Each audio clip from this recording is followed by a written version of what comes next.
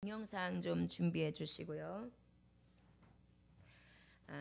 오늘 말씀의 그 배경은 어떻게 되느냐면 솔로몬이 1000번제를 드리게 되죠. 왜 드리게 됩니까? 다윗 왕이 아버지인 왕이 소천하시고 난 다음에 그 뒤를 잇는 자가 솔로몬이 됩니다. 그런데 솔로몬이 이때의 배경으로 봤을 때 20살이 채 안 되었던 거의 미성년 쪽에 가까운 그런 나이였다고 합니다.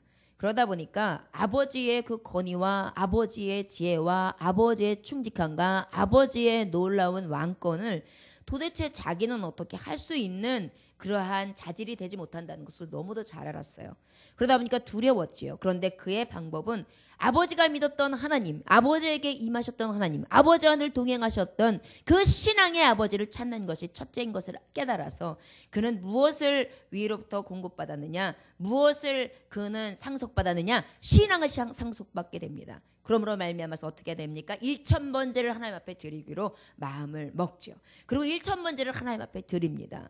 그런데 1000번제를 드리는 날, 마지막 날 하나님이 꿈으로 나타나셔요. 그래서 내가 너에게 무엇을 해주기를 원하느냐, 네가 구하는 것이 무엇이냐, 내가 무엇 해주기를 원하느냐, 이렇게 말했더니 이 솔로몬은 무엇이라고 대답합니까?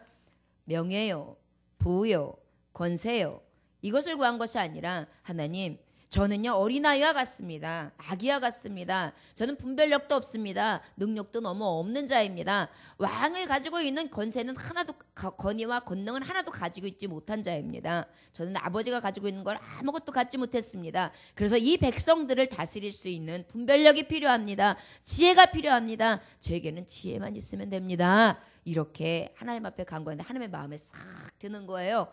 그래서 그 하나님께서 어떻게, 야, 너는 내 마음에 싹 드는 그러한 구하는 것을 구하는구나. 그래, 그러면 내가 너에게 지혜를 주는데 네가 이 땅에서 왕 노릇하는 동안 너와 같은 지혜로운 왕은 없을 것이다. 그리고 내가 너에게 약속하는데 네가 구한 지혜뿐만이 아니라 부와 영화도 다 같이 줄 테니 너는 그것을 누려라.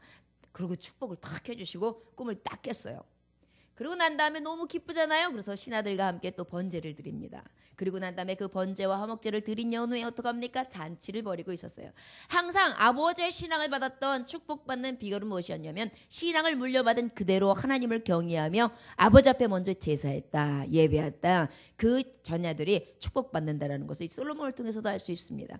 그리고 난 다음에 여기 말씀해 보면 이 본문 말씀이 나오기 전에 그때라는 말이 나와요. 그때에 창기 두 여자가 오는데 그 여자가 어떻게 합니까?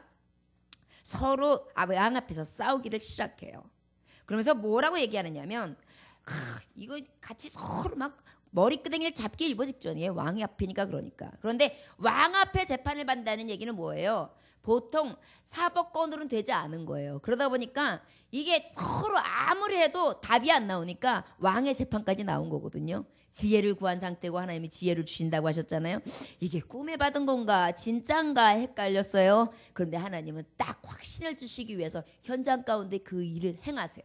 그래가지고 두 여자가 막 서로 옥신각신하는데 뭐라고 얘기를 하냐면 제가요 이 여자랑 둘이 같이 이 한 집에 살거든요. 한 집에 사는데 제가 아들을 낳았어요. 그리고 저 여자가요 3일 후에 또 아이를 낳는데 또 아들을 낳았거든요. 한 집에서 아이를 키웠어요. 그런데 저 여자가요 자다가 자기도 모르는 사이에 아이를 꾹 눌러 죽였단 말이에요. 그리고 난 다음에 저 여자가 그 죽인 아이를 내가 잠든 사이에 바꿔치기 했습니다. 제가 눈을 깨가지고 아이 젖을 주려고 딱 보니까 내 아이가 아닙니다. 그러니까 저 여자가 내 아이를 바꿔치기 했으니 정말 이 억울함을 풀어주시고 내 아이를 찾게 해주소서 이렇게 얘기하니까 아닙니다. 내 아이는 죽지 않았습니다. 내 아이는 이 아이가 맞습니다. 저 여자가 거짓말하는 겁니다. 서로 똑같은 이야기로 얘기를 하고 옥신각신하는 거예요. 그러니 봤습니까? 진실은 누가 알아요? 그 여자 둘만 알아요. 그 여자 둘만 아는 진실이에요. 그러다 보니까 뭐 해명할 방법도 없고 할 수 있는 방법들이 없었어요. 그럴 때에 왕이 가만히 지켜보고 계시다가 어떻게 해요? 신하야 가서 칼을 가지고 오너라 그래요. 그러니까 예이 그러고 있던 마냥 그냥 번쩍번쩍하는 칼을 딱 가지고 와요. 자 가서 저 아이를 데리고 오너라. 딱 데리고 왔어. 앞에다 놓거라. 그리고 칼로다가 반을 쪼개라. 그래가지고 이 여자 반, 이 여자 반 해가지고 아이를 죽어라 그래요. 그랬더니 오늘 본문 말씀이 나오는 거예요. 26절. 아이고 산 아들의 어머니가 되는 진짜 엄마가 뭐라 그러냐면 아들이 와요. 마음이 확 타는 것 같아요. 불 붙는 것 같아요. 그래서 어떡하냐면 내 주여 사나이 그에게 주시고요. 그에게 주시고요. 아무쪼록 죽이지 마세요. 죽이지 마세요. 그 사나이는요. 그 아이에게 그 여인에게 주세요. 저는요. 괜찮아요. 괜찮아요. 이렇게 얘기해요. 그런데 가짜는 여기서 들통이 나요. 뭐라 그러냐면요. 그냥 쪼개주세요. 쪼개줘가지고요. 저 여자도 못 갖게 하고 나도 못 갖게 해주세요. 속내가 싹 드러나게 됩니다. 그래서 뭐라 그래요? 아이를 죽이지 말고 지금 저 여인에게 주라 했던 그 어머니가 진짜 어머니니 그 어머니에게 그 자녀를 주거라. 그래가지고 왕들을 보고 있던 그 재판을 보았던 많은 사람들이 솔로몬의 지혜를 봅니다. 그리고 또 아주 명재판을 함으로 말미암아서 그 억울한 어머니는 자식을 찾아가지고 갑니다. 그리고 나머지 거짓을 했던 그 어머니는 어떻게 되겠어요? 형벌을 받았겠지요. 여러분 어머니의 사랑은 바로 이런 것입니다. 버리는 사랑. 어쩔 때 버리지요? 자식을 살려야 될 때. 자식을 살려야 되겠기에 버려요. 어머니가 만약에 자식을 버린다면 자식을 살리는 버림이 가장 숭고한 버림이라고 오늘 말씀을 통하여 알 수 있습니다. 자식을 버리는 거는 어미가 아니지. 여기서 버린다는 것은 내동댕이 쳐지거나 아니면 문 밖으로 내어보낸다거나 아니면 아이를 저 딴 집에다가 낯선 데다가 맡기거나 아니면 저 홀토하동복지에다가 슬쩍 갖다 버리고 난 다음에 그 아이가 입양되거나 이렇게 바라는 것들을 얘기하는 것이 아닙니다. 진정으로 자녀를 버려야 될 때가 있어요. 언제요? 자녀가 자녀 되어져야 될 때, 바로 자라야 될 때, 깨달아야 될 때, 그리고 그 자녀가 바로 서야 될 때도 버려야 되고요. 또 언제 버려야 되냐면은 내가 그 아이가 해가 되었을 때 그 아이에게 오히려 더 평안과 위로와 기쁨을 주기 위해서 나를 버리고 오히려 그 자녀를 버리게끔 되는 어머니의 깊은 사랑을 우리는 알게 됩니다. 오늘 잠깐 동영상을 보고요. 그리고 난 다음에 말씀을 이어서 가도록 하겠습니다.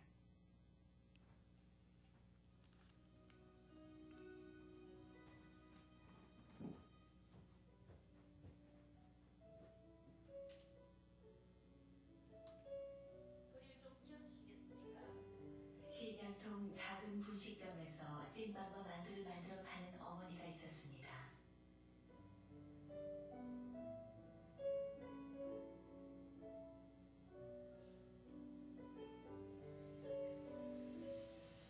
어느 일요일 오후, 아침부터 꼬물꼬물하던 하늘에서 후두둑 비가 떨어지기 시작했습니다. 소나기였습니다.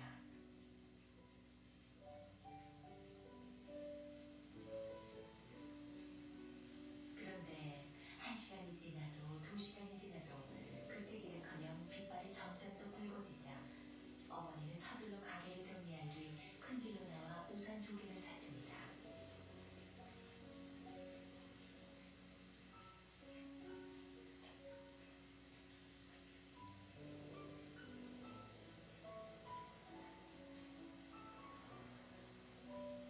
그 길 후 딸이 다니는 미술학원 앞으로 달려간 어머니는 학원 문을 열려다 말고 깜짝 놀랐습니다.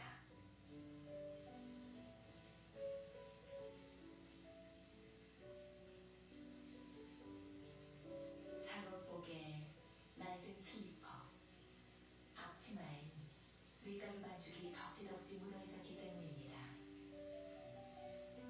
안 그래도 감수성이 예민한 여고생 딸이 상처를 입을까 두려운 어머니는 그물 아래층에서 학원이 파하기를 기다리기로 했습니다.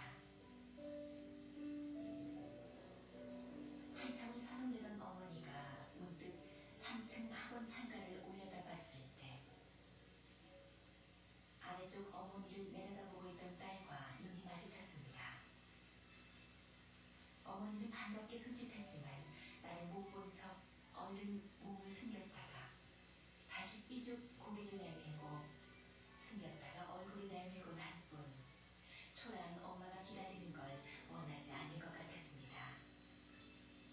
슬픔에 잠긴 어머니는 그냥 돌아섰습니다.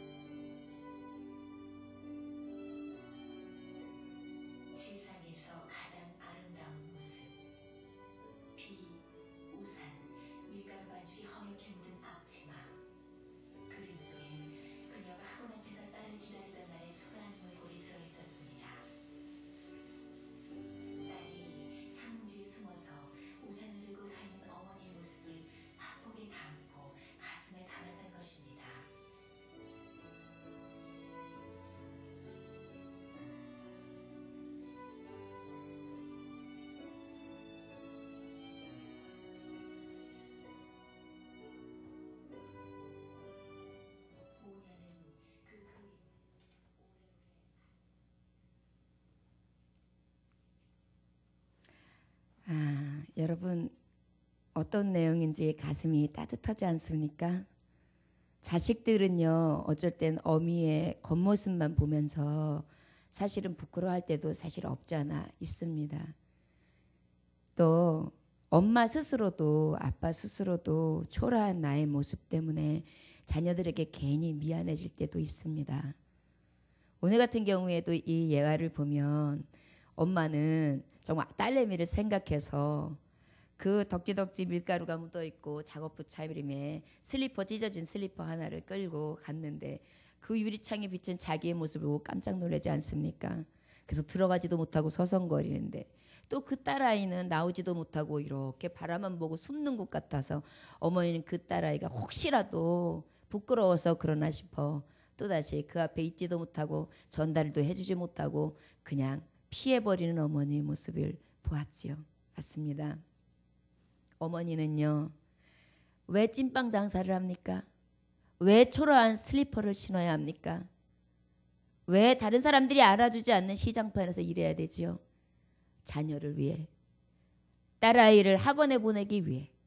그런데도 어머니는 그 초라한 모습이 자녀에게 보여졌을 때 초라한 것만이 두려운 것이지 저 아이가 나를 초라하게 여긴다고 해서 또한 실망스럽거나 그것으로 인하여 속상한 마음이 먼저가 드는 것이 아니라 내 아이에게 피해 줄까 봐, 내 아이에게 속상하게 해줄까 봐 그 마음을 헤아리고 돌아가는 어머니.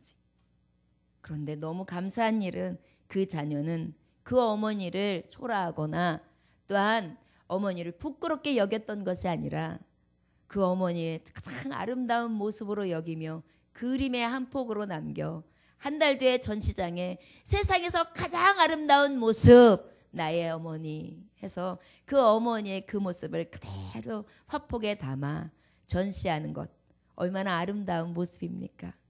어머니를 사랑하는 모습이 고스란히 그려져 있고 또한 자녀를 아끼는 어머니의 사랑이 고스란히 묻어져 있는 진정한 그림을 볼 수 있었습니다.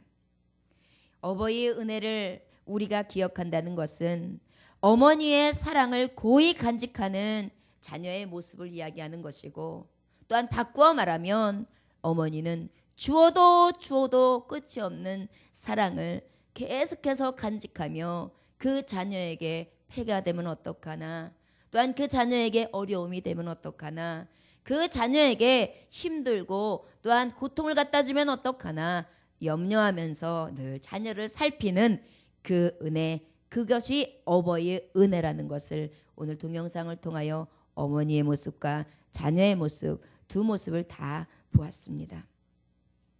자녀에게 있어서 어버이의 은혜 또한 어머니 아버지가 자녀를 통해 오는 어버이의 은혜 너무도 따뜻하지 않습니까? 오늘 이 솔로몬의 재판의 명재판 가운데에서도 진정한 어미는 어땠습니까? 숭고한 사랑을 했어요. 어버이의 은혜가 왜 크다 하냐면 숭고하기 때문이에요. 숭고하다는 것은 무엇이냐? 뜻이 높고 고귀하다, 고상하다 그런 뜻을 얘기해요. 뜻이 높고 고상한 사랑이 숭고한 사랑이다 이렇게 정의하는데 왜 숭고하다 할 수 있느냐? 내 자녀, 내 속으로 낳은 자녀, 내 품속에 끼고 있어야 될 자녀를 하루아침에 뺏겨야 돼요. 거기다 저렇게 포악한 여자에게 내 아이를 줘야 돼요. 그렇다 할지라도 내 아이를 죽일 수는 없습니다. 포기합니다. 나를 그냥 깨끗이 포기합니다. 나의 소유욕, 내 사랑, 내 자녀 그 모든 것까지도 다 내려놓습니다. 저것이 거짓이다 진실이다 이것도 중요하지 않아요. 내 자녀를 살리는 것이 가장 큰 하나의 그 어머니의 사랑의 하나의 예였습니다. 이것이 바로 어머니의 숭고한 사랑이다. 우리는 이렇게 말씀할 수 있습니다. 모성애요. 모성애는 엄청나게 강렬하지요. 갑자기 소나기가 내려서 막 여름날 오후였어요. 앞이 보이질 않았어요. 그 상황에 1톤 트럭이 택시를 타고 가던 그 모녀와 그 다음에 남매와 엄마가 있었는데 오다가 갑자기 중앙선을 침범하면서 그냥 들이받았어요. 그런데 그 순간 그 숭고한 어머니는 어떻게 했느냐면 두 어린 자녀들을 갖다가 의자 밑에 다리 있는 쪽으로 아이들을 팍팍 밀어넣었어요. 밀어넣고 어머니는 그 아이들을 덮습니다. 그리고 난 다음에 트럭이 달려오는 그 순간 자기 몸으로 그 트럭의 모든 충격을 맞아버려요. 그리고 어머니는 그 자리에서 숨졌습니다. 사고 당일날 그 사고지에서 어린아이들을 꺼내는데 어린아이들은 다 괜찮은 거예요. 거의 외상이 없어요.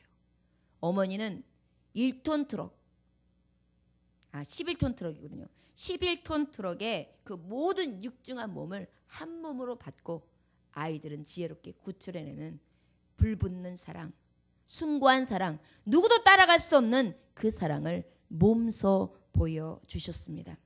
어버이의 은혜요. 생명보다도 더 귀중히 여기는 게 자녀이기 때문에 우리는 어버이의 은혜다 이렇게 기억하고 또한 그것을 늘 생각하며 마음에 아로삭여서 나의 어머니와 아버지를 섬겨야 될 줄 믿습니다.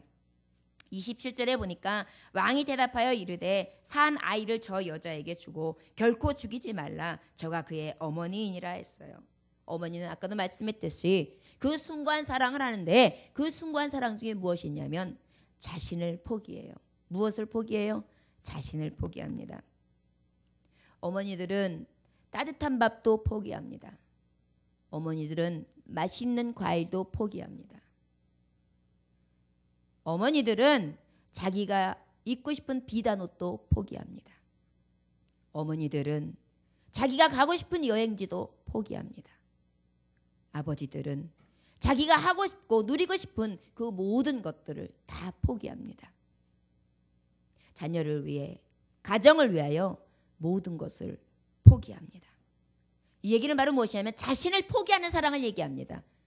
자신을 포기하는 사랑을 하기 때문에 어버이 은혜라 할 수 있는 것입니다. 자녀가 죽게 생겼는데 어찌 어미가 그 자녀를 그냥 내팽개치겠어요. 너는 죽든지 살든지 저 깜빵에 들어가든지 나 알 바 아냐. 나 이제 나래도 먹고 살아야 돼. 네 맘대로 해. 이제는 네 팔자는 네가 알아서 하는 거야. 이래놓고 내 건 줘둘 진짜 부모가 어디 있겠어요. 내 거 다 포기하는 거예요. 내 거 다 팔아서 그 아이 하나 살려내는 것이 진정한 어버이의 사랑이기 때문에 어버이 은혜라고 우리는 말합니다. 자녀를 얻기 위해 자신을 포기하는 사랑을 이야기하죠. 어느 어머니가 있었습니다. 전쟁터에 한 청년을 내보냈어요. 그런데 그 청년이 전쟁터에서 죽었다는 전자우편이 전사자 통지서가 오게 됩니다. 그 어머니는 거의 실신할 정도로 이르고 엄청난 애통으로 인하여 밤낮을 울면서 기도합니다. 하나님, 좋습니다. 내 자녀를 하늘나라까지 데려간 것까지는 제가 어쩔 수 없습니다. 그런데요, 내가 그 자녀의 모습을 한 번만 5분만이라도 보고 싶습니다. 5분만 보여주세요. 5분만 보여주세요. 5분만 보여주세요. 매일 울면서 하나님 앞에 통회했어요. 그랬더니 어느 날 천사가 나타나서 네가 그러면 너의 아들을 5분을 보여줄 테니 너의 아들의 어떤 모습을 보이기를 원하느냐. 자, 그러면 네가 아들이 정말 훌륭한 일 했을 때에 기뻤던 일, 그때 것을 보여줄까? 아니면 너에게 재롱 부리던 그 시절을 보여줄까? 아니면 전투에서 열심히 싸우던 그 장면을 보여줄까? 어떤 장면을 보여주기를 원하느냐 물어봤어요. 그랬더니 어머니가 대답하세요. 저는요, 우리 아이가 잘못했을 때 제가 매를 들은 적이 있습니다. 그래서 매를 들고 그 아이가 울었던 그 눈망울을 저는 절대 잊을 수가 없습니다. 그 아이의 그 울음을 지워주고 싶습니다. 그 울었던 기억을 나는 잊을 수가 없기 때문에 나는 그 5분을 그 아이의 울던 그 모습으로 보고 싶습니다. 맑게 지워주고 싶고 맑게 위로해주고 싶고 그 아이의 눈물을 닦아주고 싶기 때문입니다. 그랬더니 그 아이의 그 모습을 보여주게 됩니다. 어머니는 온통 어떤 마음으로 가득 차 있습니까? 자녀의 치유개가 되고 싶은 거예요. 자녀의 치욕도 닦아주고 싶어요. 자녀의 감추고 싶은 여러 가지 죄악도 닦아주고 싶어요. 부끄러워하는 모습들도 다 닦아주고 싶어요. 저들이 무엇으로든지 불편해하는 모습, 누구에게든지 손가락질 당하는 그 모습들을 다 닦아주고 싶고 위로해주고 싶고 다른 사람에게 내놓고 싶어 하지 않아서 정말 자기의 흉어물을 다 덮고 싶어하는 그 모습들을 하나하나 다 지워주고 싶어 하는 것이 어머니의 마지막 순간까지 가지고 있는 사랑이라는 것입니다. 어떤 사랑입니까? 자기는 사라졌어요. 마지막까지 무엇을 보는 것입니까? 오직 자녀. 눈마리니 똥방똥방하며 그 눈물을 흘리던 자녀, 그리고 실패했다고 좌절했다고 울고 있던 자녀, 잘못했다고 빌면서 어머니에게 애원했던 그 자녀, 그 자녀의 모습으로 가슴이 얼룩져져 있는 부모, 그것이 있기에 어버이의 은혜인 것입니다. 이용렬 씨라는 음악가가 있습니다. 일제시대 때에 그 이용렬 씨라는 음악가는 그 피아노를 전공한 자로서 그 작곡을 준비하게 돼요. 그런데 어머니에게 편지를 씁니다. 어머니, 제가 공부를 하다 보니 이제 도저히 피아노 없이는 안 되겠습니다. 제가 피아노 한 대를 구입해야 되겠는데 피아노를 구입할 수 있도록 돈을 좀 붙여주십시오. 일제시대 때니 얼마나 힘들 때예요.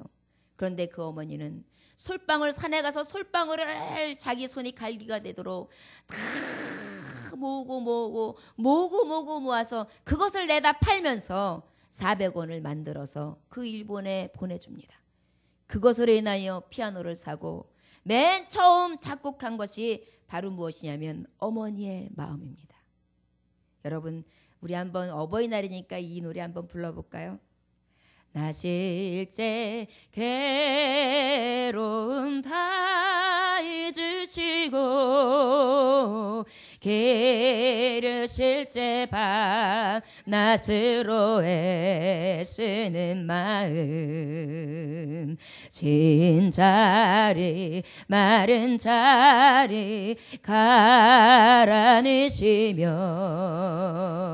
손발이 다 닳도록 고생하시네. 하늘 아래 그 무엇이 높다 하리요. 어머니의 은혜는 가엾어라. 피아노를 치면서 어머니를 상상합니다. 솔방울을 줍느냐고 손이 다 트고 여기저기 다 상처가 나서 찢어 흐트러져 있는 어머니, 허리를 꼬부라져서 자신은 먹지도 못하며 자기의 허리를 동여매고 물로 허기를 달래고 먹을 것을 아끼면서 그 아들에게 피아노 한 대를 사주기 위해 자신을 아낌없이 죽이셨던 그 어머니, 자신을 포기하신 어머니의 그 은혜를 생각하면서 이렇게 고운 말로 이렇게 귀한 노래가 탄생하게 됩니다. 그러기에 어버이의 은혜는 우리가 평생을 되뇌이며 생각해도 가슴 한켠에 가지고 있는 가장 따사로운 사랑인 것입니다. 이 사랑은 마태복음 15장 21절부터 28절까지의 말씀 가운데도 우리가 너무도 잘 아는 말씀인데 이 말씀은 두 복음서에 다 기록이 되어 있어요. 어디 있냐면 마가복음 7장 24절에서 30절까지의 말씀인데 바로 가나안 여인의 이야기입니다. 이 가나안 여인은 누구였습니까? 갈릴리 지방 접경의 북방에 위치했고요. 이세벨, 우리가 아는 아하방, 아까 말했던 엘리야에게 정말 그 위협을 가하고 믿는 하나님의 선지자들을 다 죽여 없앴던 아주 포악한 여왕, 그 여자의 말하자면 고향이었어요. 그러다 보니까 유대인들과 이쪽 지역 사람들은 완전히 서로 앙숙이 되어 있어요. 너 죽지 아니면 나 죽자. 너는 죽어 마땅해. 그래가지고 서로 저주를 벌여보는 아주 굉장히 안 좋은 그러한 역사적인 배경을 가지고 있습니다. 가나안은 또 어떻습니까? 여호수아 시대 때서부터 이미 가나안은 적이 되어 있어요.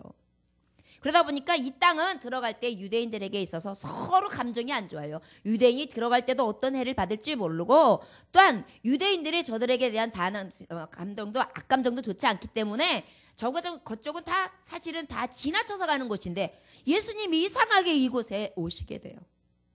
그리고 아무에게도 알리지 않았는데 그 여자는 어떻게 알았는지 기가 막히게 알고 그곳에 임하게 됩니다. 그것이 바로 이 가나안 여인이에요. 지금의 말하면은 수리아 나라의 그 베니게, 그러자면 그 레바논에 해당하는 그러한 땅입니다. 그러다 보니까 지금까지도 거기는 별로 서로 사이가 안 좋죠. 그런데 그곳에 이 남존 여비사상이 엄청나게 있던 이 고대 시대 때 여자가 재수 없이 거기다 이방인이 거기다가 아주 저주받아 마땅한 저 백성이 와가지고 뭐라 그러냐면은 아주 기사가 등등해요. 뭐 맡겨놓은 듯이 얘기를 해요. 다윗의 자손이여 나를 불쌍히 여기소서 내 딸이 흉악하게 귀신 들렸나이다 이렇게 얘기해요. 내 딸이 귀신 들렸습니다. 하나님 예수님 제 딸을 구해주세요. 당신은 능히 고치실 분인지 제가 알고 왔습니다. 도와주세요 이렇게 와요. 그런데요 우리 주님이 얼마나 사랑이 많으신 분이십니까? 그런데 우리 주님이 묵묵부답하세요. 예수님은 한 말씀에 대답도 하지 않았다 그래요. 그러니까 제자들이 듣고 있다가 자꾸 귀찮게 하고 재수없고 여자가 자꾸만 와가지고 이방 여자가 자꾸 잔소리를 하니까 듣기 싫었어요. 아유 예수님 저 여자 좀 쫓아내십시오 이렇게 얘기하시는데 그러면 예수님이 옛날 같으면 어린 소자를 가까이 하라 이렇게 얘기하고 그 다음에 나는 죄인을 부르러 온 것이 의인을 부르러 온 것이 아니라 죄인을 부르러 왔노라 이렇게 말씀하셔야지 맞잖아요. 그런데 이날따라 우리 예수님은 엄청 매몰차세요. 냉정하세요. 그러면서 뭐라고 말씀하시냐면요. 예수께서 대답하려 이르시되 나는 이스라엘 집에 잃어버린 양 외에는 다른 데로 보내심을 받지 아니하였다 이렇게 말해요. 얘기는 뭐냐면 나는 유대인들도 지금 구원하기 바쁘지 이방인까지는 갈 수가 없어. 이렇게 얘기하시네요. 여러분 어머니요? 이렇게 세상은 나에게 냉정하게 반응할 수 있어요. 때로는 하나님 앞에 부르짖고 있는데 하나님마도 내게 냉정하게 하는 것 같아요. 내 자녀를 위해서 하나님 앞에 무릎 꿇고 하나님 앞에 부르짖고 있는데 하나님이 나에게 냉정한 것 같아요. 묵묵부답이세요. 대꾸도 없으세요. 나같이 가련한 여자에게 지금 아버지밖에 부를 수밖에 없어서 그 귀신 들린 아이를 빼내달라고 하나님 앞에 그 마음을 가지고 불쌍한 여인이 왔는데 왜 우리 주님까지도 냉담하시냔 말이에요. 그랬더니 이 여자가 포기하지 않아요. 여러분 아까는 뭐라고 그랬습니까? 자신을 포기하는 사랑이라고 그랬죠. 마지막으로 어떤 사랑이냐면 포기할 수 없는 사랑이 어버이의 은혜예요. 냉담했어요. 대답도 하지 않았어요. 이제 본문 말씀에 또 보면 뭐라고 말씀하시냐면 저 여자가 그럼에도 불구하고 앞에 팍 꺾어려서 다시 절을 합니다. 그리고 뭐라 그래요? 주여 저를 도우소서. 주여 저를 도와주세요. 간절하게 아주 겸손한 모습으로 가장 가련한 여인으로 아버지 앞에 무릎을 꿇고 하나님 앞에 구원을 요청합니다.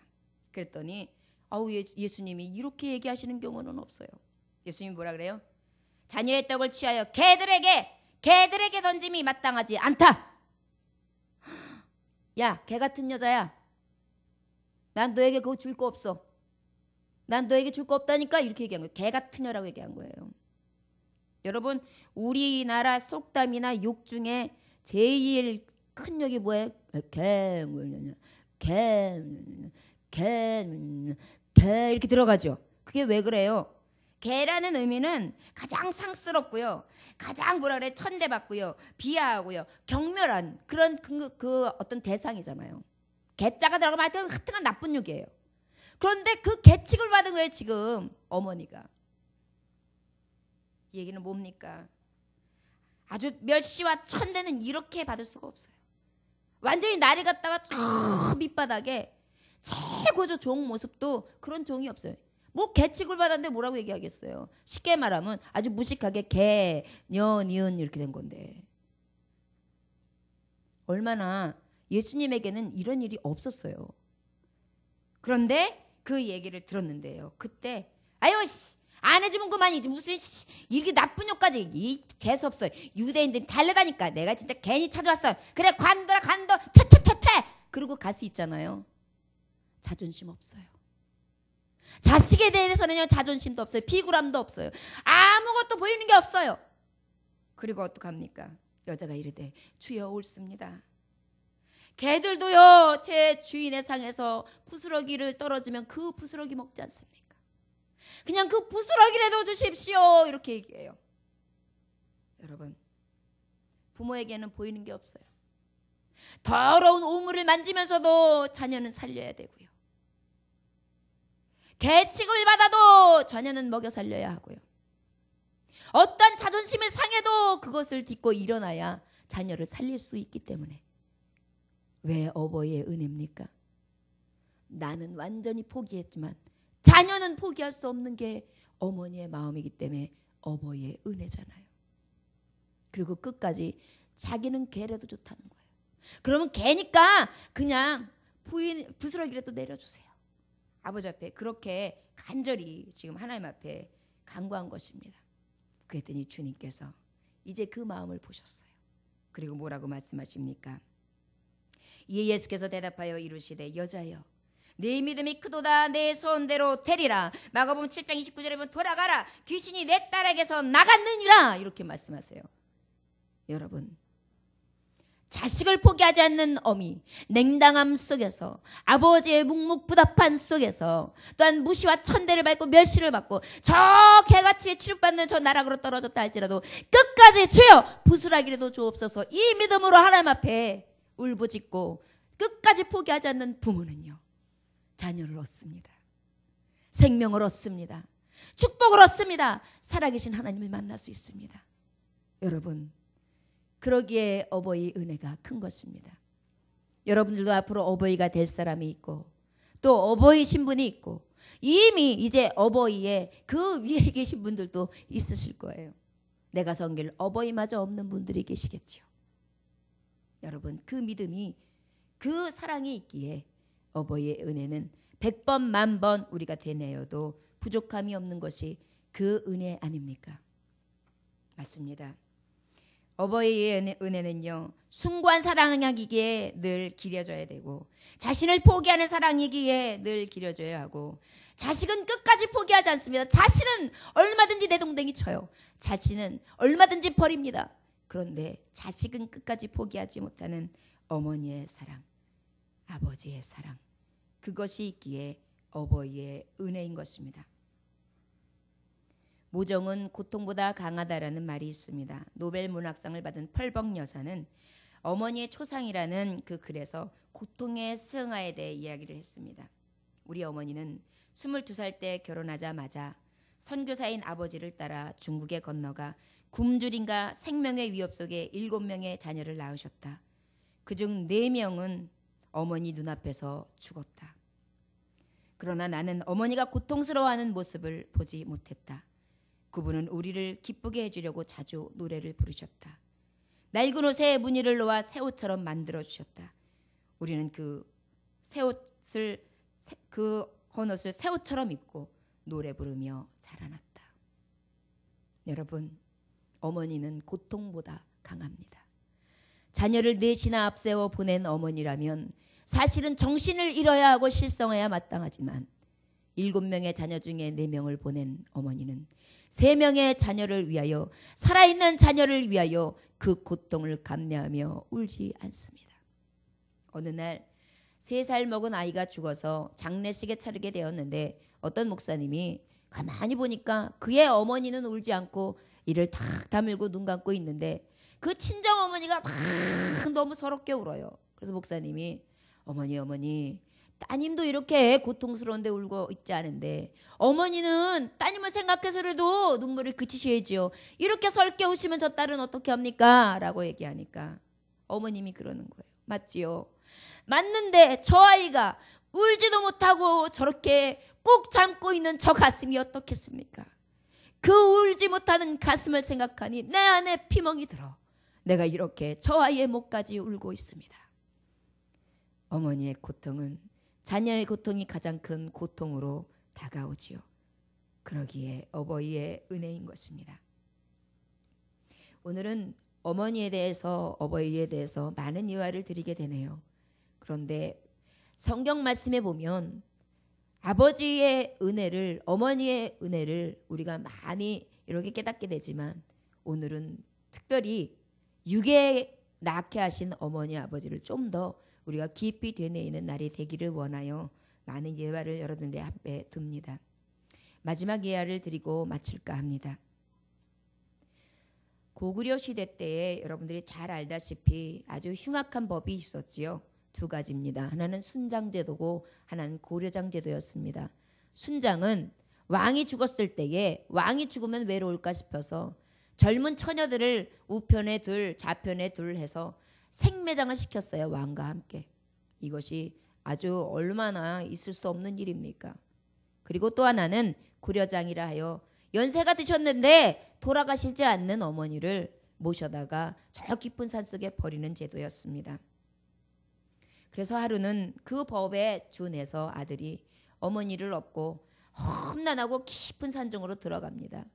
그런데 한참 가는데 어머니가 컴컴해서 어스렁어스렁 가고 있는데 하얀 리본을 어디서 구해 갖고 오셨는지 끈을 자꾸 떨어뜨리면서 가시는 거예요.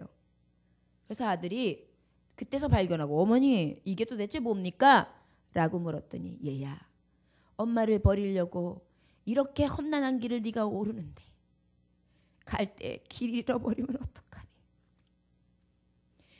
네가 갈 수 있는 길을 잃어버릴까 봐서 엄마가 이 리본을 내려놓았으니 한 발 한 발 이 자국을 보고 내려가거라.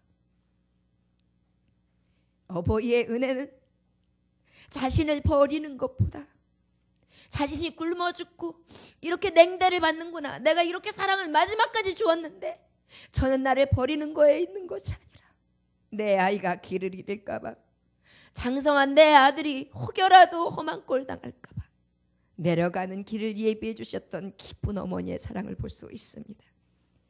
이것이 바로 어버이의 은혜입니다. 여러분, 가나안의 여인을 보고 솔로몬의 두 어머니 중에 진짜 어미의 사랑을 보고 지금 나열했던 많은 어머니들을 보십시오. 그런데 왜 우리는 그 큰 사랑을 받고도 늘 외면하며 우리에게 조금이라도 부족하게 하면 그 어머니를 섬기지 못하고 어떻게 하면 어머니를 내어버릴까? 어떻게 하면 나에게 귀찮지 않게 할까? 나에게 어찌하면 그 무게에서 내가 그 짐을 내려놓을까? 궁리를 하면서 살아가는 자녀가 되고 있는지요. 어머니들이 건강할 때까지는 그래도 모릅니다. 그러나 건강하지 않을 때에는 우리의 모습은 날마다 이렇지요. 그러나 어머니의 마지막 모습까지가 이 모습이기에 어버이의 은혜를 우리 날마다 가슴에 아로새김으로 살아실 때 최선을 다하여 그 어머니를 공경하며 사랑할 수 있는 우리가 되어지기를 주 예수의 이름으로 축원합니다. 기도하겠습니다. 하나님 아버지 감사합니다. 자나깨나 앉으나 서나 내 자녀들을 위하여 하염없이 울며 불며 기도하고 잘 되기를, 또한 형통하기를, 편안하기를, 건강하기를 늘 노심초사하시는 부모. 그런데 아버지, 그 나에게 주신 육의 부모가 우리 아버지의 마음인 것을 부모가 되어 깨닫게 되고 자녀가 되어 머리가 크며 장성하여 어머니의 마음을 조금이라도 이해하게 되었을 때 아버지의 마음을 깨닫게 됩니다.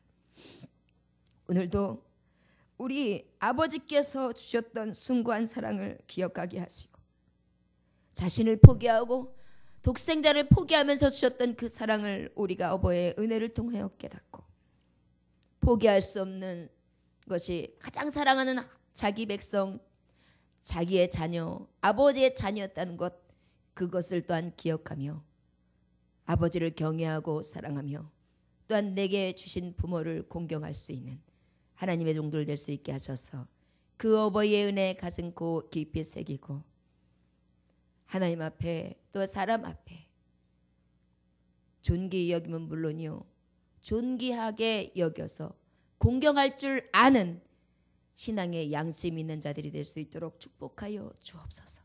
오늘도 귀한 말씀 허락하심에 감사드리며 살아서 역사하시는 주 예수 그리스도의 이름으로 기도 올려나이다. 아멘. 찬송가 579장 찬송하겠습니다.